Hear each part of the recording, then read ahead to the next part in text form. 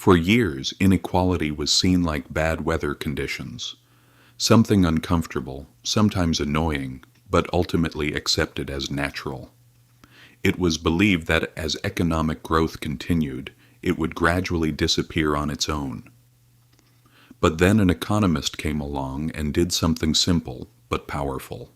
He started looking at things not in the short term, but across centuries. At this point, Thomas Piketty's research comes into play. What he was doing was not trying to start an ideological fight. It was more about following a single question: what is actually happening? For most of the century, economics was built on a growth-based mindset. The idea was simple: if the economy grows, everyone benefits from it. And if inequality exists, it will naturally decrease over time. And for a while after World War II, that actually seemed to be true. Incomes rose, the middle class expanded, and living standards improved in many countries. Naturally, people started to believe this was the normal state of things. But when Piketty looked further back, he saw something different. Not just a few decades, but hundreds of years of data showed him something important. This period of equality was actually an exception. For most of history, wealth and economic power had been concentrated in the hands of a few. Even in the 19th century, things were no different. Just because there was industrialization didn't mean everyone was getting rich. It was more of a system where those who already had money became even richer. The decline in inequality in the 20th century was not actually because markets became fairer, but because of major shocks: global conflicts, the loss of capital value, heavy financial burdens, events that seriously disrupted accumulated wealth. And once those shocks faded, inequality started rising again. Piketty's main question became this: how do we keep finding ourselves back at the same starting point? While searching for an answer, he focused on a crucial detail: labor and capital. Labor is the money we earn by working, monthly income, wages, salaries. It is limited because our time and energy are limited.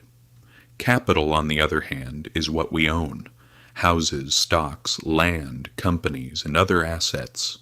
These don't work, but they can generate income. And this is where the real difference begins.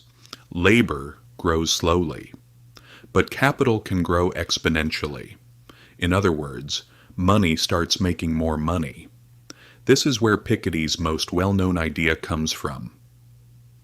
If the return on capital is higher than economic growth, then those who already have wealth will keep pulling further ahead. So the clear takeaway is this: if you are starting from zero and have no assets, you are constantly playing catch-up.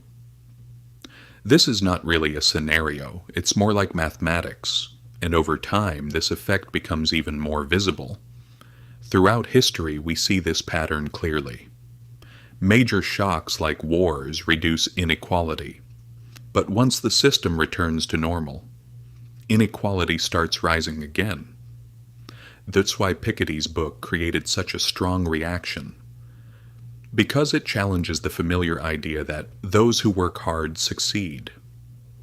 What he was really saying is this: the market rewards work, but it can reward ownership even faster. And this is exactly why some things become clearer today. Why do housing prices keep rising? Why do people with stocks get rich faster? Why does inheritance matter more and more? Because when economic growth slows down, money starts compounding on its own. At its core, what Piketty is pointing out is this: the system is not broken. It is actually following its own internal logic perfectly. But that logic does not have to produce equality. So the real question we should focus on is not, how much effort does someone put in? But rather, what do they own? Looking at it this way might feel a bit uncomfortable, but in reality it simply helps us see the picture more clearly. And when the rules become clearer, everything starts to fall into place. Why some people keep moving ahead, and why others struggle to close the gap no matter how hard they try. In the end, the focus is not just finance itself, but how finance behaves over time, and money in the long run tends to do the same thing. It accumulates. If these details gave you a slightly broader perspective, subscribe